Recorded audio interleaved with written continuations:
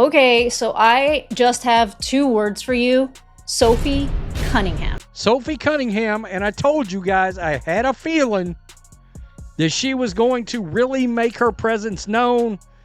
Let's talk about Sophie Cunningham, man. 21 points, okay? 1 steal, 2 assists, 8 rebounds. Shot 6 for 11 from the floor, 2 for 6 from the 3, and took care of the free throw line as well, 7 for 8. Sophie Cunningham is like the pit bull of the basketball team. Why in the hell they wanted to pick on her, I have no clue. But it definitely fueled her because she dismantled the Washington Mystics by the end of the damn game. Tonight's preseason showdown between the Washington Mystics and the Indiana Fever delivered every bit of drama and unpredictability that you'd expect from a regular season playoff battle. No Caitlin Clark today. They set her out with a leg injury. A lot of people not happy about that. Despite the dress rehearsal label hanging over the contest, with star rookie Caitlin Clark sidelined by a last-minute leg tightness, whispers of a routine Mystics walkover rippled through the arena even before tip-off. Yet in sports, as in life, expectations can be upended in the blink of an eye, and what transpired in those opening minutes would prove that underestimating veteran resolve can be a grave miscalculation. You could almost feel the collective exhale of the crowd when news broke that the Fever's floor general would not suit up, fueling the Mystics bench with a palpable swagger. Their younger legs, faster cuts, and aggressive press schemes had looked formidable throughout training camp, and here was the golden opportunity to test drive a lineup against an opponent without its vaunted playmaker. But as the cameras panned the Fever huddle, you saw something else in Sophie Cunningham's eyes, a flash of steely defiance rather than resignation, setting the stage for an opening salvo that would quickly erase any notion of a lullaby-like exhibition. Within the first 2 minutes, as the Mystics executed a hard screen and roll, rookie forward Kiki Irefan seized what she no doubt thought was her moment, a textbook intimidation play, a shove on the shoulder that sent Cunningham sprawling to the hardwood. Sophie ended up rebounding at the same time Kiki did, and it was some tussling, rumbling, stumbling going on, man. But in the middle of the game, Sophie Cunningham, oh, spicy old Sophie Cunningham, she gets in a tussle over a rebound with Kiki Irefan, the rookie from USC, who is now in the Washington Mystics, and she is not having any of it. And she basically gives her welcome to the league talk, saying, "You don't bleeping do that. You don't bleeping do that." Just 92 seconds into the contest, with the Mystic faithful murmuring in anticipatory excitement and the Fever hoping to claw back into the narrative, rookie forward Kiki Irefan Jr., a high draft pick whose college accolades spoke of athleticism, but whose professional polish remained unproven, made a decision that would instantly flash across highlight reels and social media feeds. Her forearm meeting the torso of Sophie Cunningham with enough force to send the established veteran sprawling onto the foul line, an act so brazen it registered on the collective sportsmanship radar before anyone realized the shove's deeper implications. In that instant, the arena's energy shifted from rehearsed pleasantries to raw confrontation, and commentators instinctively leaned forward on their Telecaster seats, sensing that the push represented more than a questionable officiating call. It was a spark to a powder keg of pride, reputation, and the unwritten code that binds professional athletes. I have to go with Kiki is in the wrong with this one. You can't just be slamming players, man. You can't slam players on the ground. While fouls are, of course, part of basketball's physical fabric, the tone and timing of this particular shove, executed not in the scrum for a rebound, but in open court space, where intimidation overshadowed any legitimate defensive gambit, caused a collective pause, as if everyone in the building recognized that in the WNBA, respect is more than a courteous handshake. It's a currency earned through performance, fairness, and mutual regard, and to violate that silently agreed-upon standard is to jettison sportsmanship for spectacle. However, it was Cunningham's reaction that truly magnified the moment. Absent were the theatrics of a flop or a pout. She rose swiftly, steadied herself with a deep breath, and locked onto Irefan with an unwavering gaze, her words cutting through the din like a referee's whistle. "You don't do that." That terse proclamation, uttered once, yet echoing throughout the arena, did more to define the game than any stat line. In the crucible of competition, it underscored the idea that professional courtesy, once breached, demands immediate and unequivocal response, lest the boundary be tested again. The contrast between rookie impulsiveness and veteran composure laid bare a fundamental pillar of high-stakes athletics. Experience tempers passion with principle, while raw talent without restraint risks, fueling narratives of recklessness rather than respect. TV replays instantly froze on Cunningham's steely countenance, her silent posture radiating the immovable confidence of someone who knows her worth, her track record, and the unspoken rulebook that refuses to be broken. It was a textbook teachable moment. While the referees convened, fans cheered, and the broadcast crew pivoted to analysis, all were left contemplating the broader stakes. Because when a player transgresses the unspoken etiquette of the game, the response must echo across team, locker rooms, boardrooms, and future matchups, shaping not only that night's narrative, but the ethos of a league striving for respect on and off the court. And so, as the officials signaled a flagrant foul and Irefin retreated to the bench, perhaps unaware that her shove had turned an exhibition into an indelible confrontation, Sophie Cunningham stood tall, and in her posture, in her words, in her unwavering focus, laid down a gauntlet that would define the next 40 minutes as a battle for redemption, cohesion, and the right to claim moral victory before the final horn sounded. You had Caitlin Clark sitting out, of course. Once I saw that, I said, oh yeah, this is going to be interesting. This is going to be a challenge for the Indiana Fever, because I know for a fact the facilitating that Caitlin Clark can provide for the team, it was going to be missing. So somebody had to pick up where that is being left off. In the aftermath of that opening altercation, one might have expected the Fever's offense to rally around the emotional high. Yet instead, Indiana's first quarter resembled a ship without its compass. With Caitlin Clark's deft ball movement absent from the equation, passes sailed past intended targets, layups clanged off the rim, and defensive assignments dissolved as the Mystics seized control in transition, racing to a commanding 24-13 lead in just 10 minutes of play. A scoreline that spoke less to strategic mastery and more to the Fever's disjointed execution, as if the team had been caught flat-footed by their own adrenaline rather than grounded by deliberate composure. At the beginning, man, really slow. I didn't expect the Fever to come out and just be fantastic. The Mystics, sensing vulnerability, doubled down on their press, forcing turnovers and converting easy baskets, their young guards flashing turbocharged sidesteps and pull-up jumpers that clattered through the net with cruel precision. Meanwhile, the Fever's veteran wings, typically paragons of consistency, appeared rendered passive, as though the script of the game had caught them off guard, leaving them scrambling to recall the fundamentals of spacing, timing, and trust that usually underpin their identity. Coach Stephanie White, known for her stoic leadership, was seen calling 2 early timeouts in quick succession, gestures that signaled both urgency and frustration as she endeavored to reestablish a sense of order, drilling her players on high-post entry passes and emphasizing weak-side help defense. But the rust of Clark's absence proved more stubborn than any pre-game scout report could have anticipated. On the bench, the absence of a clear playmaker hung heavy. Substitute guards looked to initiate sets, but hesitated on reads, their decision-making slowed by the weight of responsibility that usually belongs to Clark, while the starting 5 struggled to compensate, resorting to ISO ball and contested shots rather than the fluid motion offense that defines their prowess. From a broadcast perspective, it was a stark reminder of how integral a single player can be to both tangible outcomes and intangible rhythms, and how the removal of that linchpin, even temporarily, can expose weaknesses that lie dormant until the moment demands resilience. Meanwhile, the Mystics bench reveled in the confidence gleaned from both early success and their own cohesive rotations, as Coach Mike Tebow unleashed fresh legs to maintain relentless pressure, their ball screens crisp, their rotation swift, and their bench chatter echoing the belief that an upset of the Fever, perceived as a title contender, was not only possible but imminent. Social media chatter lit up with reactions ranging from Mystics are running circles around a Clarkless Fever to preseason fireworks. Embarrassing or invigorating for Indiana, highlighting how quickly narratives can pivot from curiosity to condemnation, especially when an established established franchise appears rattled in front of a national audience. As the first quarter horn sounded, the numbers reinforced the narrative. Indiana's shooting percentage plummeted below 35%. Turnovers had climbed into double digits,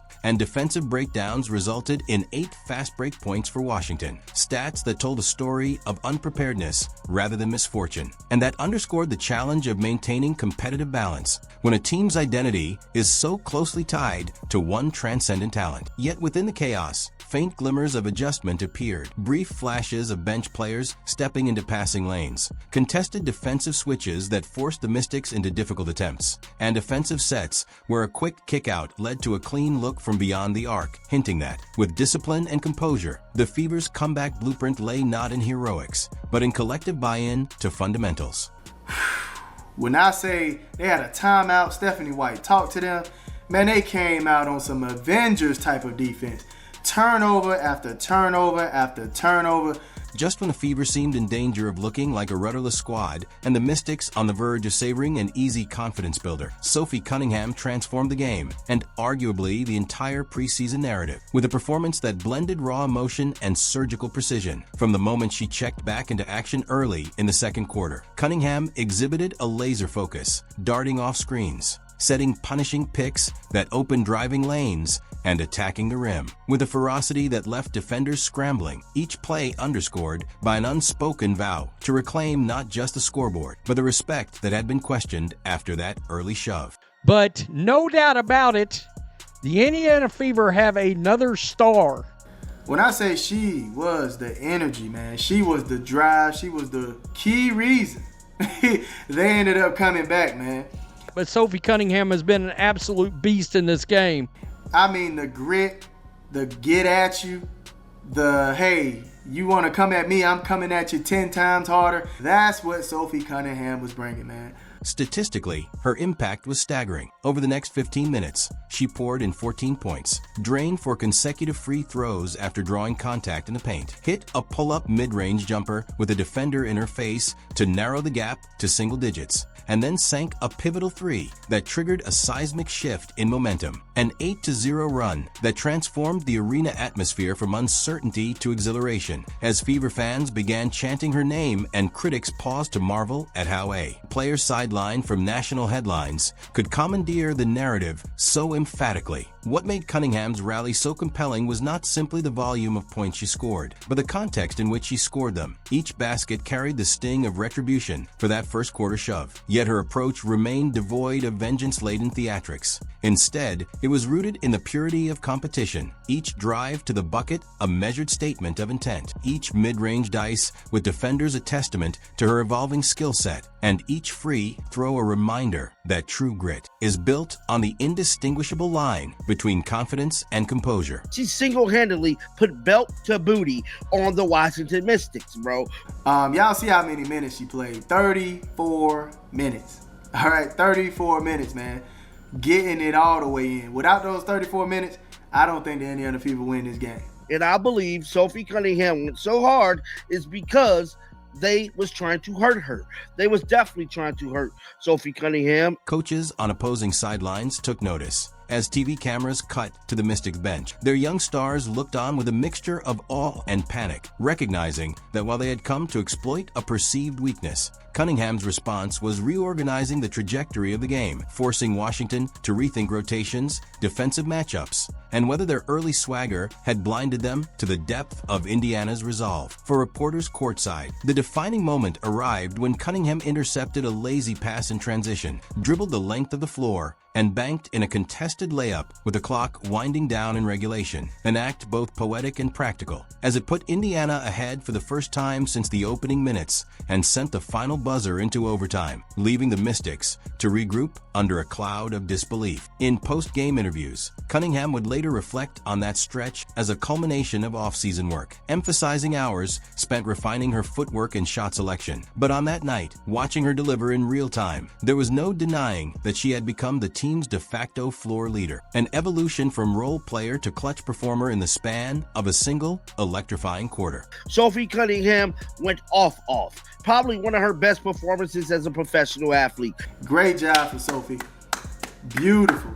she keep playing like that, she might get the starting position. Analysts on the post-game show dissected every frame of that sequence, noting how her off-ball movement destabilized the Mystics' defense, how she drew multiple double teams only to find open teammates for secondary assists, and how her mere presence lifted the play of Indiana's bench, which poured in timely contributions on both ends of the floor. By the time the clock ticked through double overtime, Cunningham's line read like an all-star resume. 21 points, 8 rebounds, 6 assists, and a defensive hustle that ignited every loose ball contest. Yet the true measure of her impact lay not in the box score, but in the transformation of an entire team's belief. What began as a preseason formality had morphed into a story of collective resurgence, driven by one player's refusal to be overshadowed and by demonstrating that leadership transcends titles. Both she and the Fever proved that in the WNBA, depth, determination, and unyielding resolve can turn the most precarious of situations into defining moments of excellence. The final buzzer may have pronounced a stunning overtime victory for the Indiana Fever, but the post-game sequence lacked the customary display of mutual respect that typifies professional basketball, igniting a firestorm of outrage that reverberated well beyond the arena walls. Instead of the customary handshake line, where players exchange nods, pats on the back, and brief congratulations, the Washington Mystics simply exited en masse, leaving the Fever standing in silent formation, heads bowed, in disbelief, as fans and commentators alike recoiled at what amounted to a public display of disdain rather than sportsmanship. Within minutes, social media platforms erupted. Video clips of the snub circulated on Twitter, Instagram, and TikTok, each replay accompanied by hashtags like #NoHandshakes, #RespectTheGame, and #ClasslessMystics. While fan reactions poured in, ranging from incredulous disbelief, did they really just walk off, to pointed condemnation. This is why winning isn't enough without character. Sports talk shows replayed the moment incessantly, dissecting body language and tone, analyzing how the Mystics' silent departure not only disrespected the Fever's comeback, but also undermined the league's brand of competitive integrity. Even national outlets weighed in. A respected columnist opined that the snub transcended basketball, becoming emblematic of a win-at-all-cost mindset that neglects the human element of competition, while a leading WNBA analyst noted that unsportsmanlike conduct of this magnitude in a regular season game would trigger league review, fines, or formal reprimands. But to see it in a preseason contest, where stakes are ostensibly lower, struck as both shocking and disappointing. It's all ridiculous. Can nobody play basketball because of this nonsense, bro? It's always some nonsense with the Fever. And it's crazy is that it's not the Fever that's causing the damn nonsense. And it's getting ugly already out there. There was a couple of ugly fouls. This is not the behavior that we need to be condoning, okay? Let's not start that this year. Let's go ahead and just, let's call it out for what it is and let's move forward, all right? I don't get it. This is the worst part of the WNBA. It is. The narrative swiftly expanded beyond fans and pundits. Sponsors who invest in community initiatives tied to the Mystics publicly reaffirmed their commitment to sportsmanship, subtly distancing themselves from any perceived corporate endorsement of the on-court drama. And local youth basketball organizations seized on the incident as a teaching moment, incorporating the clip into workshops on respect, teamwork, and the importance of gracious behavior regardless of outcome. Meanwhile, sports psychologists weighed in on televised segments, explaining how public humiliation, in this case, the Fever's expectation of sportsmanlike acknowledgement, can inflict emotional wounds that linger long after the final stat is recorded, influencing player morale, locker room cohesion, and the psychological warfare that underpins rivalries. Back in Indiana, Coach Stephanie White characterized the snub as disheartening, yet also fuel for our competitive fire, asserting that while no player should expect a victory handshake, missing one when it's owed reflects a leadership vacuum rather than a momentary lapse. A subtle jab at a Mystics organization whose own leadership decisions had already drawn scrutiny. On social media, a viral fan thread contrasted the Mystics' actions with historical examples of post-game respect. Clips of Larry Bird and Magic Johnson exchanging jerseys in the 1980s, of Michael Jordan and Reggie Miller sharing a laugh after playoff battles, and of WNBA icons Sue Bird and Diana Taurasi embracing after Olympic Games. Each example underscoring a tradition virtually abandoned by Washington's abrupt exit. In the broader WNBA community, players across the league publicly expressed solidarity with the Fever. Tweets reading, "We rise by lifting others," and "Respect the game and each other" trended, while teammates of both squads privately conveyed to Cunningham their support. Recognizing her procedural grace under pressure contrasted with the Mystics' collective decision to forego a basic display of respect. Oh my God, Sophie's a dog. She just is, she's a competitor. She's versatile, so she allows us to do different things. Like, she plays with such a toughness. She's huge, and she's going to be for us all season long. But what she brings from an energy standpoint, she raises the level of play of everybody around her as soon as she steps foot on the floor. Hell, even on the sideline. I mean, her communication, everything. She's definitely an X factor. Good job. Look, we know we got a lot of things we need to clean up. But finding a way to win like that is really important. So you did an excellent job just bringing everybody together and getting them on the same page. Great work. One thing, our pickups.